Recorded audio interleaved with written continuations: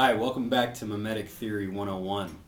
Today we're going to be discussing competition and rivalry. Every Wednesday night I co-teach a youth group at my church, and yesterday we watched a video on YouTube called An Interview with God. Kind of cheesy video, but it asked a few questions that somebody might want to ask God, and it had a few answers that God might give back to human beings. And one of them, God says something like, I wish that you would take more time, or I wish that you would value your time better.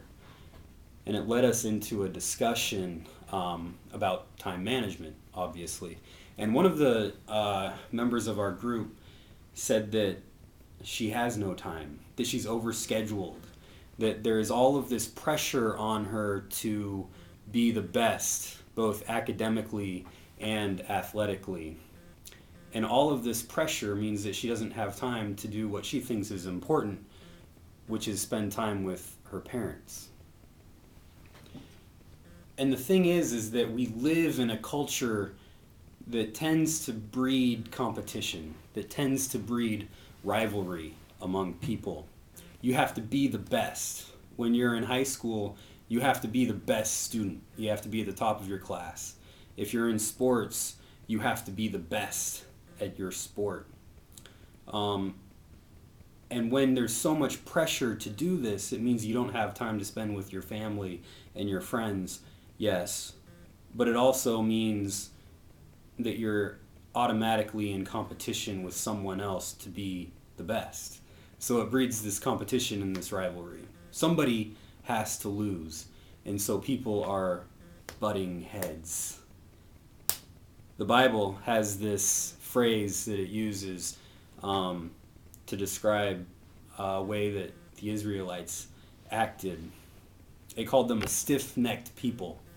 And what it referred to was this tendency to butt heads in competition with one another. And so one person's neck was turned this way, and the other person's neck was turned this way, and they had tunnel vision. And the tunnel vision kept them bouncing into one another. And so there was no place to go except for into competition and rivalry. And when you understand this aspect, it leads you to realize that it's not about the good grades. It's not about coming in first. It's not about the object. It's about winning. It's about beating another person so that we can have pride or feel some sense of power, some sense of control in our lives. And it's based on the concept of scarcity. It's this economic concept that breeds our culture as well, where there's not enough to go around. There's not enough goodness to go around, and so we have to take it from others. And this, you can see easily how this leads us to be a stiff-necked people. Our culture is breeding us to be a stiff-necked people, just like the Israelites. So what's the way out of this is the question.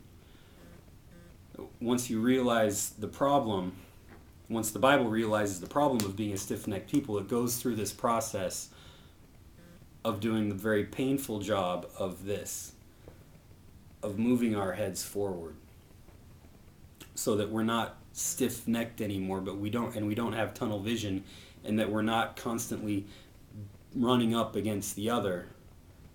But this makes us vulnerable because the other might still be having a stiff neck and running into us.